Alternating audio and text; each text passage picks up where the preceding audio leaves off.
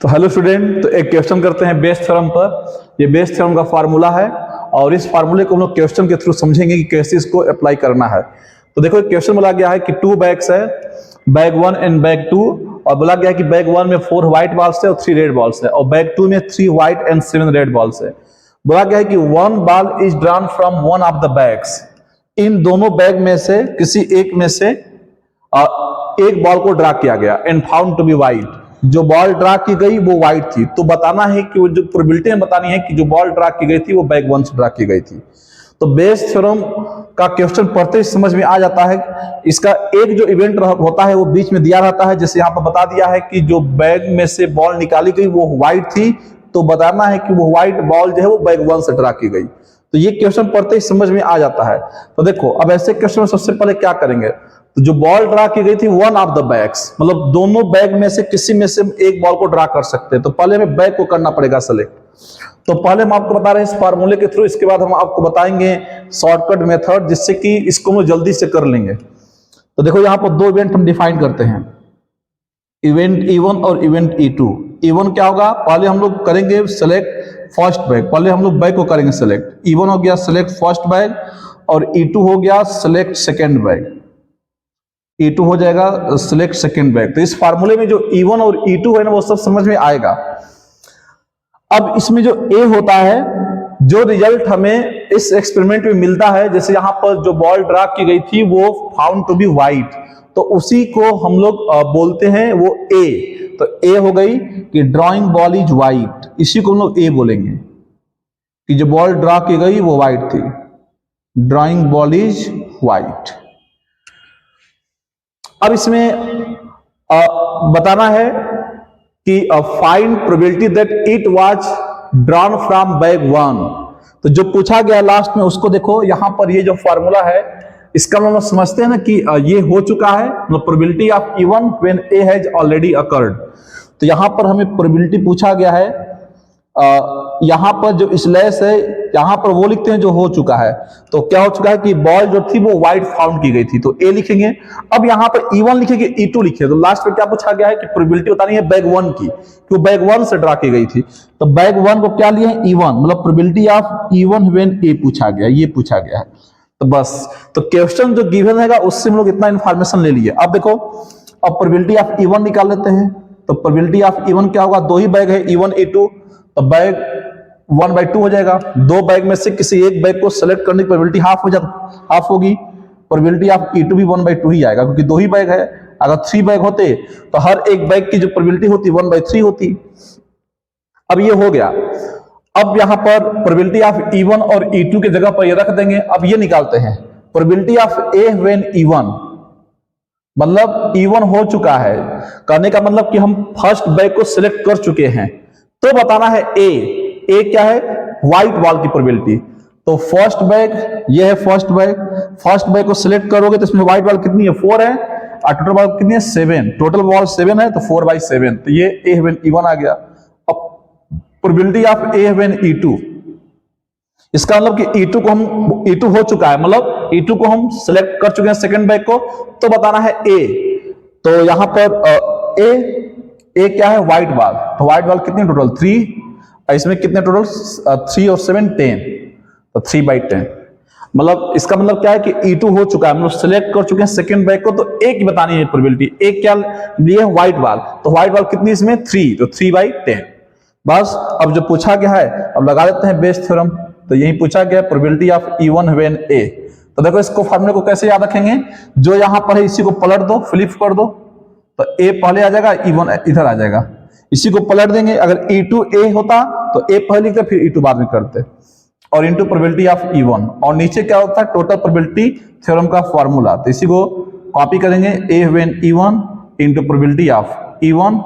ये जो फार्मूला है बढ़ता जाएगा, लेकिन यहाँ पर 2 ही इवेंट है E1 E2, तो इसको 2 बार रिपीट करेंगे। तो probability of A when E2 into probability of E2। अब वैल्यू को पुट कर देंगे, तो probability of A when E1 ये 4/7 है, तो यहां पर लिख देंगे 4/7, और E1 दिया 1/2। Probability of A when E1 ये 4/7 ही रहेगा, मतलब जो चीज यहां पर है इसी को कॉपी करना है, ये हो जाएगा 1/2 plus probability of A when E2 कितना है 3/10 है, तो 3/10 लिखेंगे यहां पर, और प्रोबेबिलिटी ऑफ E2 भी 1/2 है। अब इसको कैलकुलेट कर लो, यहां भी 1/2 यहां भी 1/2, नीचे से 1/2 कॉमन ले लो, ऊपर 1/2 कट जाएगा, तो 1/2 हम लोग कॉमन लेकर काट दिए, तो 4/7 इंटू 1/2, और नीचे 1/2 कॉमन ले लेते हैं, तो 4/7 अब प्लस 3/10, तो ये 1/2 कट गया। इसको सिंप्लीफाई करके देखो तो 4/7 हो गया नीचे। अब इसको एलसीएम लेकर हम लोग सिंप्लीफाई कर लेंगे, यहां पर हम ऊपर कर देते हैं, तो प्रोबेबिलिटी ऑफ E1 व्हेन जो ए आएगा ये आ जाएगा 4/7, और नीचे एलसीएम ले लेते हैं, तो 7 और 10 का एलसीएम 70 आ जाएगा, तो 7 10 जा 70, तो 4 10 जा 40 प्लस और 10 7 जा तो 21 आएगा, तो यहां पाएगा 4/7 और ये 61/70, इसको भी काट दो, तो 10 ऊपर चला गया, 40/61 आएगा। तो ये है इसका आंसर। तो ये जो आया है ना, ये मतलब जो मेथड दिया है बोर्ड एग्जाम में ऐसे लगाएंगे हम लोग, लेकिन एक शॉर्टकट मेथड बता रहे हैं जिससे जल्दी आंसर आ जाएगा, और उसको भी हम लोग बोर्ड एग्जाम में स्मार्ट तरीके से लगा लेंगे। तो इसको नोट करो, इसके बाद उस मेथड को बता रहे हैं।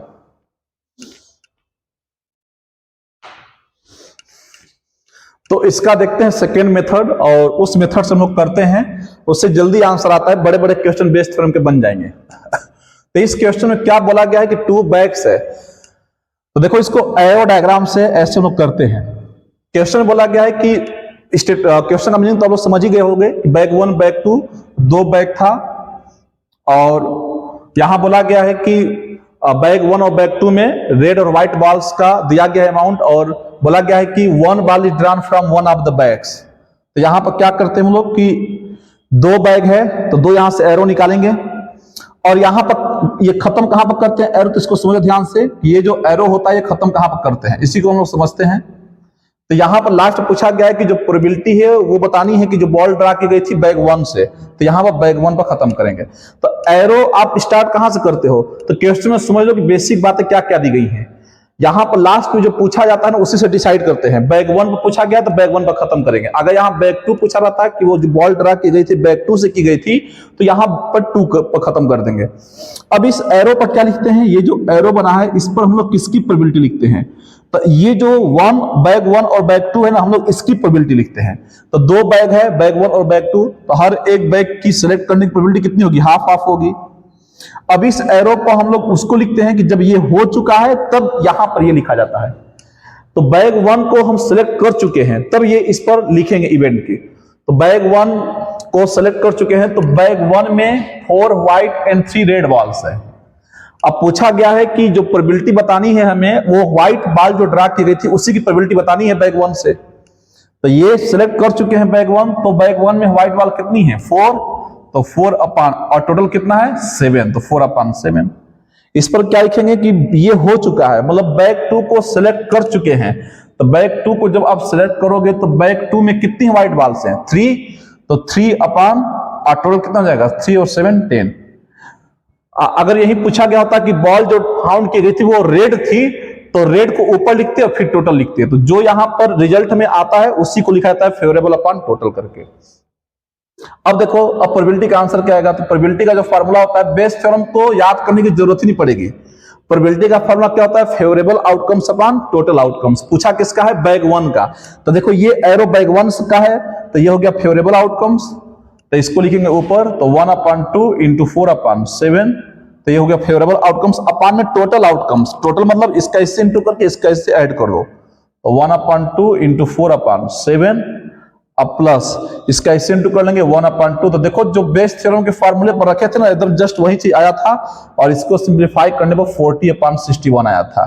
तो कहने का मतलब यह है कि इस एरो के हेल्प से अगर आप पूरे क्वेश्चन को इतना छोटा सा बना लोगे तो आप खुद ही स्टेटमेंट से बना कर लिख सकते हो। जैसे ये क्या हो गया, ये E1 इवेंट था, इसको आप E1 बोल देना, सिलेक्ट फर्स्ट बैग, ये जो बैग उसको E2 बोल देना, सिलेक्ट सेकेंड बैग। तो उस स्टेटमेंट को आप चाहो तो यहां से आइडिया बना करके रफली कर करके उसको आप स्टेटमेंट में लिख सकते हो। यहां पर ब्रैकेट में ये भी लिख दोगे केवल कि बाय यूजिंग बेस थ्योरम, तो फार्मूला आपको लिखने की भी जरूरत नहीं पड़ेगी, खुद ऑलरेडी फार्मूले पर ही पुट करके आया हुआ है। भले आपको फार्मूला नहीं याद पड़ रहा है, लेकिन अगर फेवरेबल अपॉन टोटल आउटकम्स लिख दोगे, अब बगल में लिख दो बाय यूजिंग बेस थ्योरम, तो वो समझ जाएगा कि हाँ फार्मूले का ही यूज किया गया है। तो क्या है कि इससे आंसर जल्दी आएगा। तो बड़े बड़े बेस थ्योरम क्वेश्चन बनेंगे, अभी और क्वेश्चन हम आपको दिखा रहे हैं, इससे बहुत आसानी से लग जाएगा।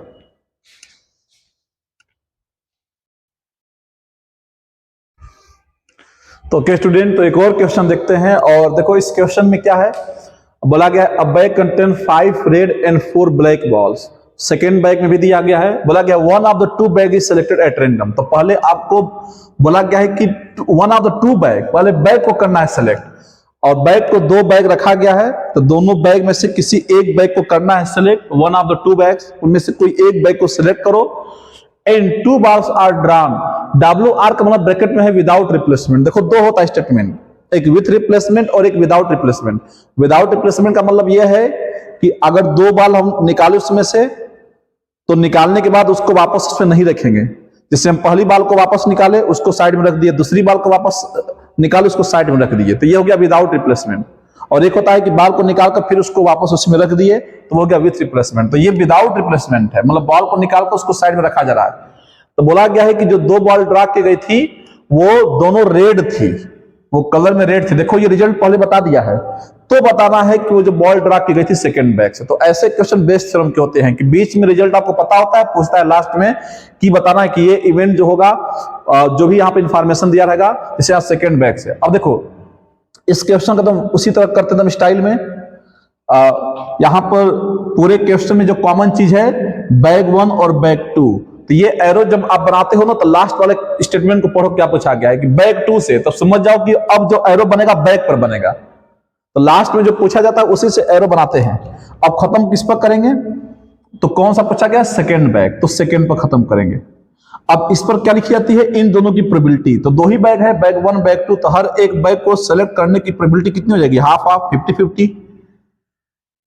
अब यहां पर क्या लिखते हैं, जब ये इवेंट हो चुका है, तो बैग 1 को सिलेक्ट कर चुके हैं, तो बताना है किसकी। तो वो जो 2 बॉल ड्रा किए गए थे वो दोनों क्या थे, कलर में रेड।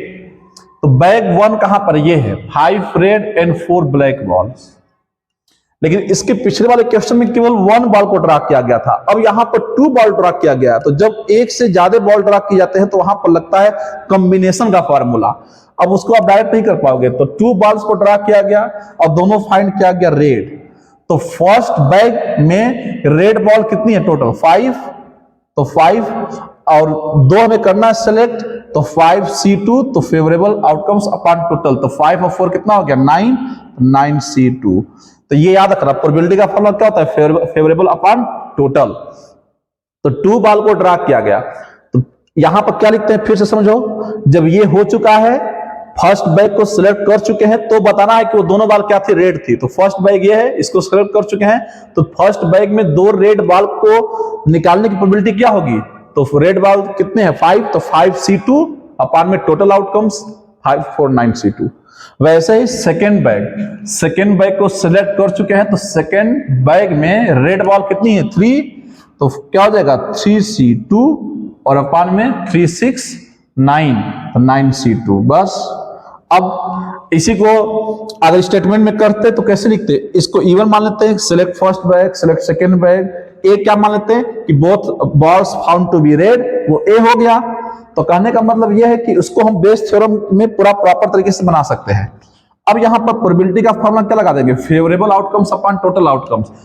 पूछा क्या गया, सेकेंड बैग, तो ये देखो सेकेंड बैग का एरो है, तो ये हो जाएगा फेवरेबल, इसको ऊपर रखेंगे, तो 1/2 इंटू 3C2 अपॉन हो जाएगा 9C2 अपॉन में टोटल आउटकम्स, तो ये हो जाएगा 1/2 इंटू 3C2 अपॉन में 9C2 हो जाएगा।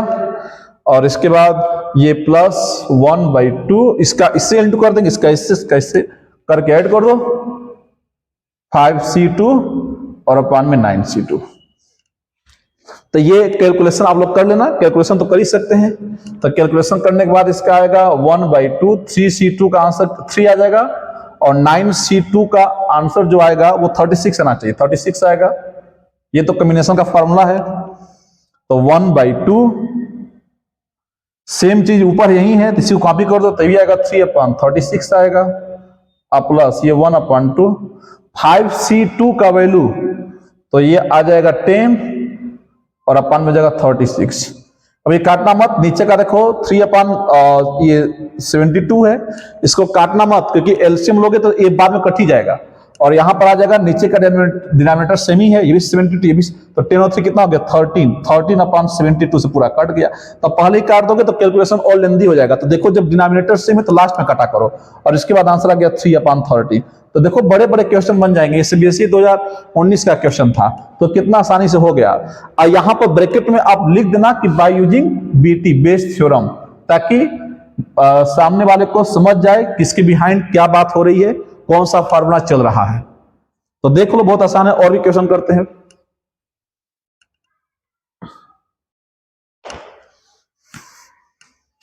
तो एक और क्वेश्चन देखते हैं हम लोग बेस थ्योरम पर। तो देखो ये क्वाइंस वाला क्वेश्चन है और ऐसा क्वेश्चन आता है और ये भी सीबीएसई का ही क्वेश्चन है, 2017 में आया हुआ क्वेश्चन है। बोला गया कि there are 3 coins, one is two headed coin, another is biased coin. Biased coin का मतलब क्या होता है? देखो दो तरह के क्वाइन होते हैं, वर्ड यूज होता है इसमें, biased coin and unbiased coin. Biased coin का मतलब ये हुआ कि इसमें जो हेड और टेल का चांस है 50-50 नहीं होता है। हो सकता है कि इसमें हेड 80% आए तो टेल 20% आए। तो ऐसा क्वाइन प्रैक्टिकली संभव नहीं है। वैसे अगर बनाने के लिए चाहो तो बना सकते हो। क्वाइन का एक साइड मोटा कर दो और एक साइड पतला कर दोगे तो क्वाइन जो अगर बार बार टॉस करेंगे तो वो जिधर मोटा होगा उधर ही गिरेगा ज्यादा। तो ऐसे बना सकते हैं। अनबाइज्ड क्वाइन क्या होता है? जो आप यूज करते हो उसको फेयर क्वाइन बोलते हैं। अगर उसको टॉस करेंगे तो 50% हेड का चांस रहेगा और 50% टेल का, तो उसको बोलते हैं अनबाइज्ड, जो किसी से पक्षपाती न करे। और बाइज्ड क्वाइन का मतलब क्या होता है? जो निष्पक्ष न रहे, पक्षपाती करे। जैसे महाभारत में जो शकुनी का पासा था उसको हम बोल सकते हैं कि वो बाइज्ड डाइस था, क्योंकि वो जो बोलता था वही आता था, तो वो अनबाइज्ड नहीं था। तो इसमें लिखा भी है कि इसमें जब हेड आया है 75%, तो हम बोले हैं ना कि इसमें हेड और जो टेल आता है ना वो 50-50 नहीं आता है। यहाँ पर हेड 75% आ रहा है। And the third is unbiased coin. अगर ये कुछ ना भी बोले ना तो हम मान लेंगे कि इसका हेड आएगा 50% और टेल भी आएगा 50%। 1 or 3 coin is chosen at random. तो देखो वहां पर 1 ऑफ बैग था, 2 बैग, यहाँ पर 3 क्वाइन इज चूजन। तो 3 क्वाइन को यहाँ पर आपको चूज करना है एट रैंडम, तब उसमें से टॉस करना है। तो टॉस करने पर बताया गया है कि वो शो किया कि हेड आ रहा है। देखो ये रिजल्ट आपको पता है। तो बेस थ्योरम का क्वेश्चन पहचानने का क्या तरीका है? किसमें रिजल्ट आपको बीच में यहां दिया रहता है। तब पूछा है कि what is the probability that it is a two headed coin, कि वो जो हेड आया था इसकी कितनी प्रोबेबिलिटी है कि वो 2-हेडेड क्वाइन का ही हेड था। तो देखो 3 तरह के क्वाइन है। पहला है 2-हेडेड क्वाइन, दूसरा है अनबाइज्ड क्वाइन, इसको हम लिख देते हैं समझने के लिए। पहला हो गया 2-हेडेड क्वाइन और एक हो गया बाइज्ड क्वाइन। 3 तरह के क्वाइन है, बाइज्ड क्वाइन, अनबाइज्ड क्वाइन और 2-हेडेड क्वाइन। यहां पर समझ लेते हैं। लास्ट में कहां पर खत्म करेंगे? तो जहां लास्ट में जो पूछा 2-हेडेड क्वाइन पूछा तो इसी पर खत्म करेंगे एरो को। अब बोर्ड एग्जाम में इसको कैसे आप लिखोगे? तो E1, E2, E3, E1 लिख देना 2-हेडेड क्वाइन, E2 क्या है? अनबाइज्ड क्वाइन और बाइज्ड क्वाइन। तो इसको आप E1, E2, E3 करके लिख सकते हैं। और ए में क्या लिखा जाता है? तो जो रिजल्ट आपको आता है, तो coin showing the result head, उसको आप ए मान लोगे। तो तीनों क्वाइन को सेलेक्ट करने की प्रोबेबिलिटी कितनी होगी? तो हर एक क्वाइन को सेलेक्ट करने की प्रोबेबिलिटी 1/3 होगी। तो इस एरो पर क्या लिखा जाता है? इनकी प्रोबेबिलिटी लिखा जाता है। ये जो होता है ना, इनकी प्रोबेबिलिटी इस पर लिखा जाता है। और यहां पर क्या लिखा जाता है कि ये हो चुका है, तो ये बताना कितना होगा। तो पूछा क्या है कि जो क्वाइन था टॉस किया गया तो वो शो क्या किया? हेड। तो प्रोबेबिलिटी बतानी है कि वो 2-हेडेड क्वाइन का था। तो देखो 2-हेडेड क्वाइन को टॉस किया गया तो वो हेड ही शो करे। अब 2-हेडेड क्वाइन को, एक क्वाइन है जो दोनों साइड ही हेड है, दोनों साइड हेड है, तो उसको टॉस करोगे तो कंफर्म है कि उसकी प्रोबेबिलिटी तो हेड, 2-हेडेड क्वाइन को टॉस करना है और हेड ही पूछ रहा है, तो कंफर्म है कि उसकी प्रोबेबिलिटी 1 आएगी। तो कंफर्म है कि 1 ही आएगा कि दोनों साइड हेड है। अब क्या है कि ये हो चुका है, मतलब अनबाइज्ड क्वाइन को टॉस किया गया तो बताना है हेड। तो अनबाइज्ड क्वाइन को टॉस करने पर हेड की प्रोबेबिलिटी इसमें कहीं दिया नहीं है, वो तो बाइज्ड क्वाइन का दिया गया है कि बाइज्ड क्वाइन जो है उसका हेड दिया गया कि 75% है। तो बाइज्ड क्वाइन का लिख लो 75% को अगर फ्रैक्शन में चेंज करेंगे 3/4 आएगा। तो 22 कॉइन का दिया है कि अगर 22 कॉइन को टॉस किया गया तो उसका हेड दिया है 75%। अनबाइज्ड कॉइन का अगर नहीं भी देगा ना तो हम मानकर चलेंगे कि हेड हमेशा क्या होगा 1/2 50%, कि वो अंडरस्टूड है। तो क्वेश्चन में यही बच्चे लगते हैं खोजने कि इसका नहीं दिया है तो कैसे निकालेंगे। तो ये आपको समझना पड़ेगा कि अनबाइज्ड कॉइन का जो हेड आने का चांस हो 50% होगा, 50% हेड 50% हेड। बस अब प्रोबेबिलिटी का फॉर्मूला क्या होता है, फेवरेबल आउटकम्स अपॉन में टोटल आउटकम्स। पूछा क्या है, 2 हेडेड कॉइन, तो 2 हेडेड कॉइन ऊपर रहेगा, तो इसको इंटू कर लेंगे तो 1/3 इंटू ये 1 हो जाएगा, और फिर इसी को अब पूरे को इंटू करके ऐड कर देंगे, फेवरेबल आउटकम्स अपॉन में टोटल आउटकम्स।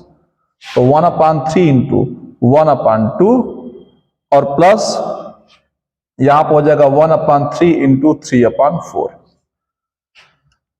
अब इस पूरे को सिंप्लीफाई कर लो, 1/3 पूरे में से कॉमन है, काट दो ऊपर से, तो पर 1 बचेगा, यहां बचेगा 1 + 1/2 और प्लस 3/4 बचेगा। अब जैसे भी चाहो कैलकुलेशन करो, 3 से 3 यहां काट दो, हम 1/3 तीनों से कॉमन ले लिए और फिर ऊपर वाले को काट दिए। अब एलसीएम अगर लोगे तो यहां पर आ जाएगा 1/2 और 4 का एलसीएम आ जाएगा 8, 4 आएगा ना, 2 4 का एलसीएम 4 आ जाएगा। अब 1 का 4 में करो, 4 बार 2 2 जा 4 और 4 1 जा 4 3, ये 4 ऊपर चला जाएगा तो 4/9, तो 4/9 इसका आंसर आ गया। तो इसको नोट करो।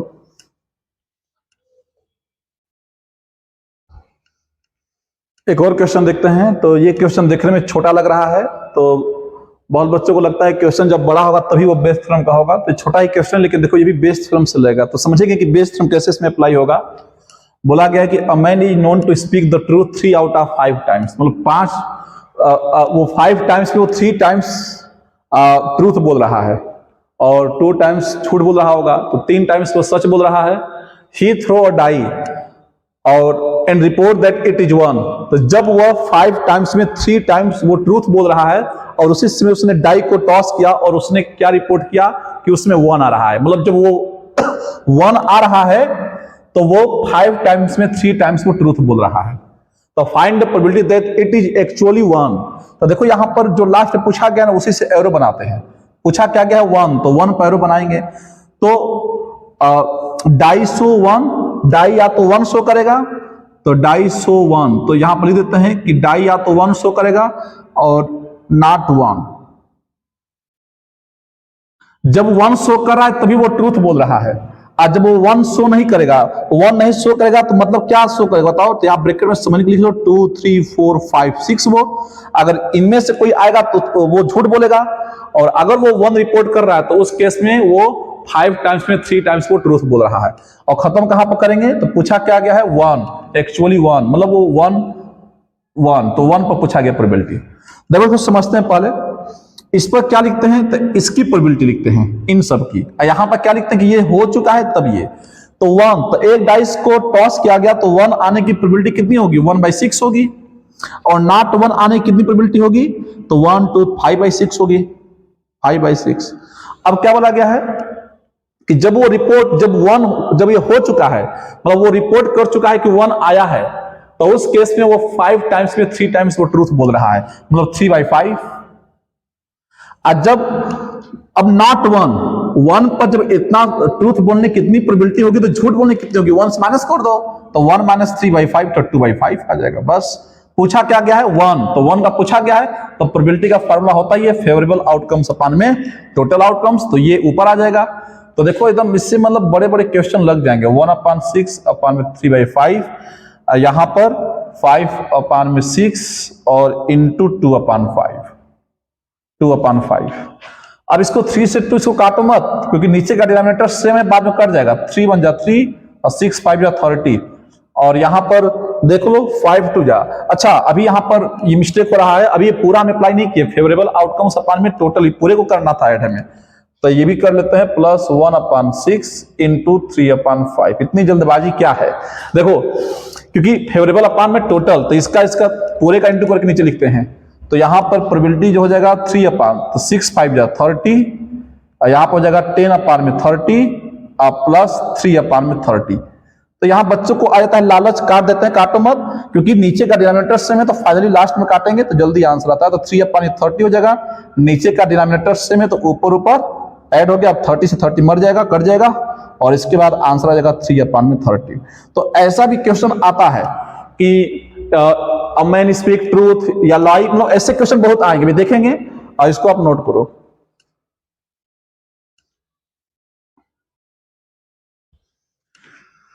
तो एक और क्वेश्चन देखते हैं। देखो ये भी क्वेश्चन बहुत अच्छा है। बोला गया कि in a class 5% of boys and 10% of girls have an IQ more than 150।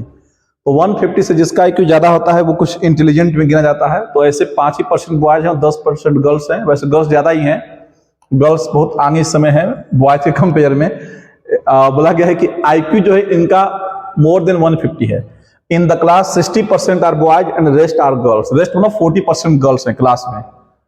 बोला गया कि student is selected at random and found to have an IQ of more than 150। देखो यहां बीच में इंफॉर्मेशन दे दिया है। बोला गया कि एक स्टूडेंट को सिलेक्ट किया गया और उसका IQ 150 से ज्यादा बताया गया, तो बताना है प्रोबेबिलिटी कि वो स्टूडेंट बॉय है, क्योंकि स्टूडेंट में दोनों हो सकते हैं, गर्ल्स भी और बॉयज भी। तो बताना है कि probability that the student is a boy. अच्छा देखो समझते हैं इस क्वेश्चन को अपना आते स्टाइल में। तो देखो इस क्वेश्चन में दो बातें हो चुकी हैं, दो बातें चल रही हैं। बॉयज और गर्ल्स जो हैं IQ मोर देन 150 और नॉट मोर देन 150। तो यहां पर ना पूछा गया है, पहले यहां पर लिख लेते हैं, लास्ट में पूछा गया है बॉय, तो यहां पर लिख लेते हैं बॉय और यहां पर लिख लेते हैं गर्ल्स और खत्म करेंगे बॉय पर। देखो तो इस पर क्या लिखते हैं, शेयरों पर इनकी प्रोबेबिलिटी लिखते हैं। तो बॉय कितने बॉय हैं इसमें, 60% बॉय है। तो 60% मतलब इसको आप फ्रैक्शन में चेंज करो तो 60/100 और ये 40% गर्ल्स हो गई तो 40/100 काटो मत इसको, इसी तरह रहने तो बाद में वो कर जाएगा। तो बॉयज की प्रोबेबिलिटी हो गई। अब यहां पर ये सिलेक्ट हो चुका है कि वो बॉय है, तो बताना है कि student is selected at random and found to have an IQ of more than 150। ये पता चल चुका है कि वो स्टूडेंट जो सिलेक्ट किया गया वो बॉय था, क्योंकि स्टूडेंट में दोनों हो सकते हैं बॉयज और गर्ल्स। तो वो स्टूडेंट जब बॉय था तो उसका मोर देन 150 IQ, वो ऐसे कितने बॉयज थे कि उनका जो IQ था 150 से ज्यादा था, तो 5%, तो 5% तो 5/100। और ऐसी कितनी गर्ल्स थी जिनका IQ मोर देन 150 था, तो 10/100। तो इसी को समझना होता है। कुछ बच्चे क्या करते हैं, इस एक्सप्रेशन को यहां लिख देते हैं, इसको यहां लिख देते हैं, इंटरचेंज। यही समझना है कि क्या हो चुका है, क्योंकि यहां पर वो चीज लिखा जाता है जब ये हो चुका है, जब ये पता लग चुका है कि बॉय इतने थे तब उनका मोर देन 150 IQ इतना होगा। तो अब यहां से प्रोबेबिलिटी का जो एकदम है स्टाइल वाला मेथड, फेवरेबल आउटकम्स अपॉन में टोटल आउटकम्स। पूछा क्या है, बॉय, तो बॉय का जो है ऊपर आएगा एक्सप्रेशन ये वाला प्रोबेबिलिटी, तो 60/100 और इंटू 5/100 हो जाएगा। और फिर इसी चीज को 60/100 इंटू 5/100, तो फेवरेबल आउटकम्स अपॉन में टोटल आउटकम्स, तो 40/100 इंटू 10/100। अब इसको हम लोग सिंप्लीफाई करते हैं। 65 जगह कितना हो गया, ऊपर हो गया 300 और नीचे जगह 10 के पावर 4, और ये 65 जगह कितना हो जाएगा 300 अब प्लस 400 और नीचे हो गया 10 के पावर 4। तो 10 के पावर 4 से 4 कट गया, ऊपर हो गया 300 और नीचे हो गया 700। देखो कितना आसानी से आंसर 3/7 आ गया। तो पहले कट्टम कुट्टम खेल के काम मत बिगाड़ो, एकदम 100 पे रहने तो लास्ट में कर जाएगा, इसका आंसर 3/7 आ जाएगा। तो ये भी अच्छा क्वेश्चन था।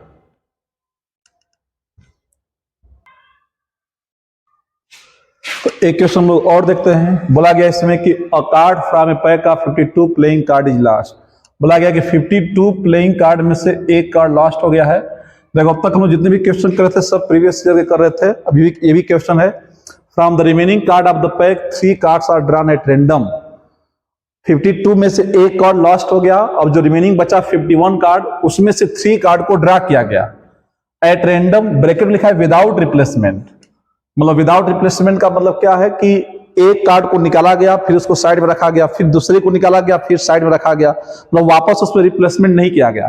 तो 3 कार्ड को निकाला गया, बारी बारी से उसको साइड में किया गया। And found to be all spades. अच्छा वो तीनों, देखो यहां पर बीच में इंफॉर्मेशन दे दिया है कि तीनों जो कार्ड ड्रा किया गया था वो स्पेड था।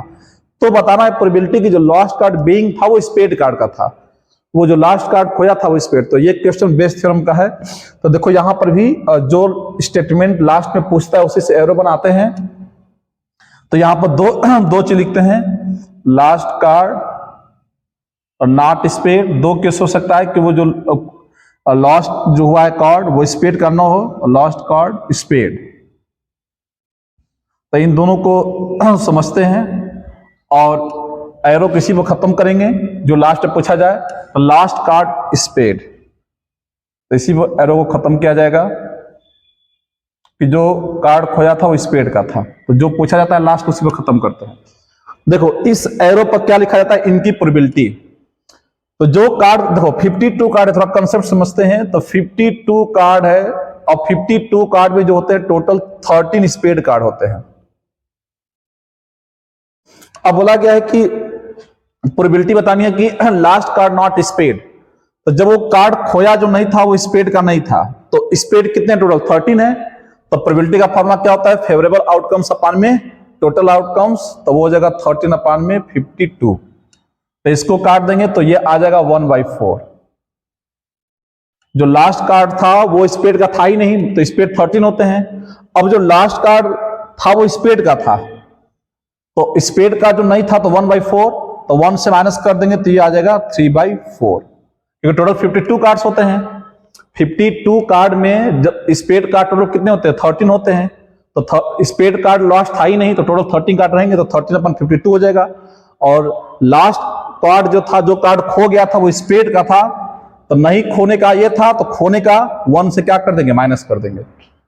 अब इस पर आप लोग सोचिए कि क्या होगा, कुछ समय के लिए इसको आप लोग सोच सकते हैं।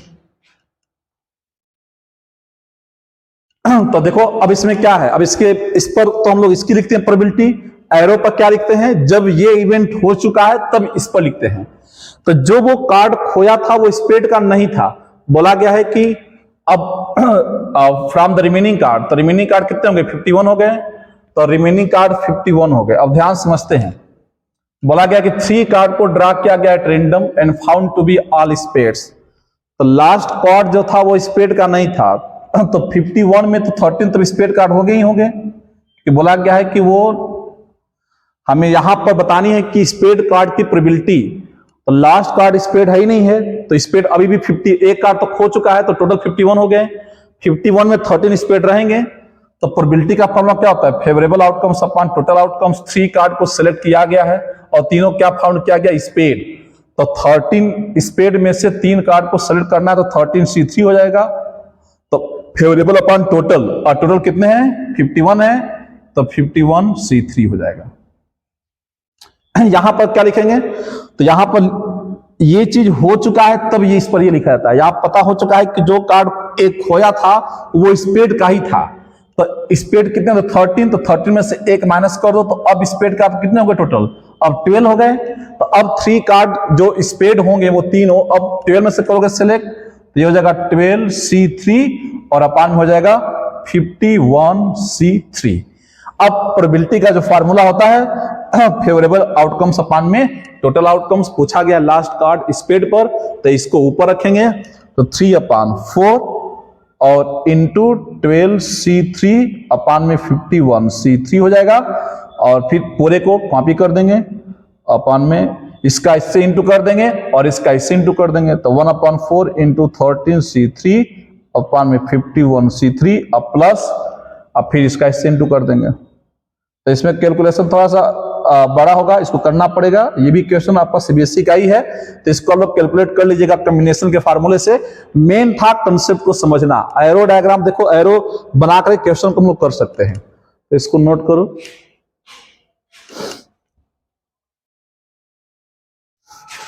एक और क्वेश्चन देखते हैं, ये भी बेस थ्योरम का क्वेश्चन है और ये क्वेश्चन 3 इयर्स में आया हुआ है। तो देखो बोला गया है कि इंश्योरेंस कंपनी, ऐसा क्वेश्चन एनसीईआरटी में मिल जाएगा, ये बहुत अच्छा क्वेश्चन, ऐसा क्वेश्चन आता है। तो देखो लास्ट में पढ़ो, बोला गया है कि एक इंश्योरेंस कंपनी है और वो इंश्योरेंस करती है 3 तरह के ड्राइवर हैं, scooter driver, car driver and truck drivers. 6000 truck drivers है और the probability of their meeting an accident, उनके एक्सीडेंट होने का प्रोबेबिलिटी दिया गया है। तो जो स्कूटर से प्रोबेबिलिटी इतना है, कार से कुछ उससे ज्यादा है और ट्रक से तो और ज्यादा है, तो ट्रक से एक्सीडेंट ज्यादा होता भी है। One of the insured person meet with an accident, इनमें से किसी एक पर्सन का एक्सीडेंट हो गया है। अब बोला गया है कि what is the probability that he is a car driver, तो बताना है कि उसकी प्रोबेबिलिटी की वो एक्सीडेंट जिसका हुआ था वो कार ड्राइवर था। देखो यहां पर बेस थ्योरम का क्वेश्चन, इसको हम लोग अप्लाई करते हैं। तो जो लास्ट में पूछा जाए वहीं से स्टार्ट करते हैं। तो कार ड्राइवर, मतलब 3 तरह के ड्राइवर है यहां पर। तो पहले आप लिखते हैं कार ड्राइवर, फिर अगला हो गया पहले स्कूटर ड्राइवर है तो यहीं से स्टार्ट करते हैं, स्कूटर ड्राइवर, फिर हो गया कार ड्राइवर और ट्रक ड्राइवर। अब इसी को बोर्ड एग्जाम में कैसे लिखोगे तो लिख देना E1 क्या लिखेंगे, scooter driver, car driver and truck driver. अब इसको हम लोग एंड कहां करेंगे, तो जो पूछा जाए लास्ट में कार ड्राइवर, तो कार ड्राइवर को यहां पे एंड कर देंगे। बहुत आसानी से बड़े बड़े क्वेश्चन लग जाएंगे। स्कूटर, अब इस एरो पर क्या लिखते हैं, इन तीनों की प्रोबेबिलिटी। स्कूटर ड्राइवर कितने टोटल 4000, तो प्रोबेबिलिटी का फॉर्मूला क्या होता है, फेवरेबल आउटकम्स अपॉन में टोटल आउटकम्स। तो इन तीनों को ऐड कर दो तो आ जाएगा टोटल 12000 ऐड करने पर। इसको काट देंगे तो 1/3 आ जाएगा। तो इसका प्रोबेबिलिटी आ गया 1/3 स्कूटर ड्राइवर का। कार ड्राइवर का आ जाएगा, स्कूटर ड्राइवर 2000 है, सॉरी यहां पर ध्यान, यहाँ 2000 इसको लिखते हैं तो ये कटेगा तो आ जाएगा 1/6 आ जाएगा।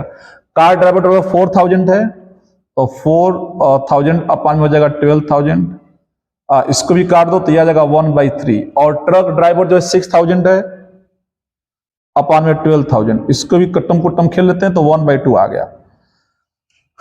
अब बोला गया है कि उनका एक्सीडेंट होने का, अब meeting with an accident, scooter driver का एक्सीडेंट, तो जब ये हो चुका है, ये पता लग चुका है कि स्कूटर ड्राइवर है, तो उसका एक्सीडेंट होने का चांस दिया 0.01, इसका दिया 0.03, इसका दिया 0.15। तो अब यहीं पर बच्चे गलती करते हैं, इस चीज को यहां लिख देते हैं, इसको यहां लिख देते हैं। तो ये खुद कॉमन सेंस है कि पहले स्कूटर ड्राइवर एग्जिस्ट करेगा तभी उसका एक्सीडेंट होगा, तो जब ये हो चुका है तभी उसका एक्सीडेंट होगा। तो यहां पर प्रोबेबिलिटी का फॉर्मूला होता है फेवरेबल आउटकम्स अपॉन में टोटल आउटकम्स। तो कार ड्राइवर का पूछा गया तो ये कार ड्राइवर का एरो, इसको ऊपर लिखेंगे तो 1/3 इंटू हो गया 0.03, और इन तीनों का मल्टीप्लाई करके तो 1/6 इंटू 0.01 प्लस 1/3 इंटू 0.03 और प्लस 1/2 इंटू 0.15। आप चाहो तो डेसिमल को हटा दो, यहां भी 100 आ जाएगा तो 100 डेसिमल हट जाएगा, डेसिमल को हम लोग हटा सकते हैं।